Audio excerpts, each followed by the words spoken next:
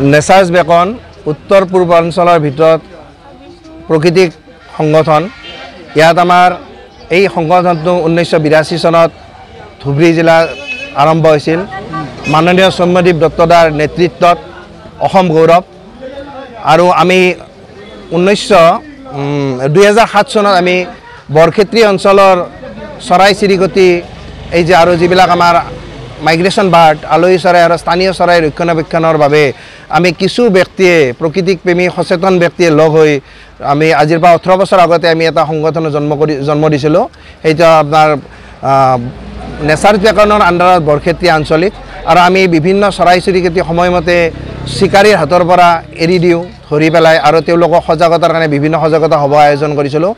আজি খুব সুন্দৰ এটা দিন যে আজি আমি বহুত কেইটা চৰাই সেই চিকাৰীবিলাকক মাতি আনি কোনো আমি দাবী ধমকি দি নহয়, মৰমেৰে মাতি আনি তেওঁলোকক চৰাইবিলাক আমাক আজি ৰাইজৰ আগত দিলে তেওঁলোকে। আৰু তেনেকুৱা কাম তেখেতসকলে নকৰোঁ বুলি কয়, কেতিয়াও যে আমি এনেকুৱা কাম নকৰোঁ তেওঁলোকে আজি প্ৰতিজ্ঞাবদ্ধ হৈছে। আমি তেওঁলোকক শুভেচ্ছা শুভকামনা জনাইছোঁ।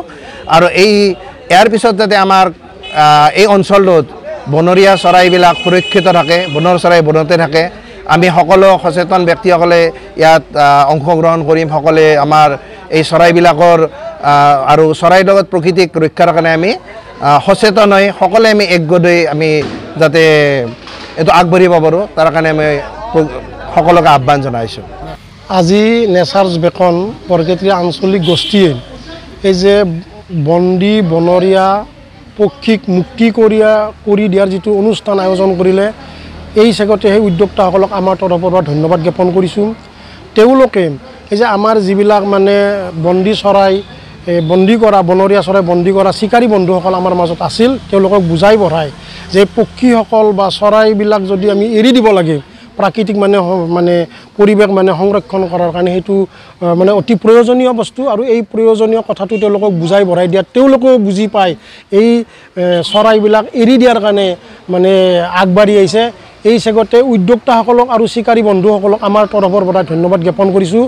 এইদৰে যদি আমি পৰিৱেশ বিনষ্ট কৰা প্ৰতিটো সমলৰ লগত জড়িত ব্যক্তিসকলে আমি যদি বুজাই বঢ়াই আমাৰ পৰিৱেশ সংৰক্ষণ কৰাৰ কাৰণে যদি প্ৰয়াস যদি চলাব পাৰোঁ, তেতিয়াহ'লে অচিলে আমি এখন স্পন্দনপূৰ্ণ সমাজ পাবলৈ সক্ষম হ'ম। আৰু এই স্পন্দনপূৰ্ণ সমাজখন আপোনা আপুনি নাই, তাৰ কাৰণে কিছু লোকে শুভ চিন্তকসকলে কি কৰিব লাগিব, বিভিন্ন ধৰণৰ কাৰ্যসূচী ল'ব লাগিব। আজি যেনেকুৱাকৈ এই বন্ধুসকলক চিকাৰী বন্ধুসকলক মাতি আনি তেওঁলোকক সসন্মানে এই পক্ষীবিলাক এৰি দিয়াৰ কাৰণে প্ৰয়াস চিন্তা কৰাইছে। তেওঁলোকে কোনো ভয় ভাবুকি দিয়া নাই।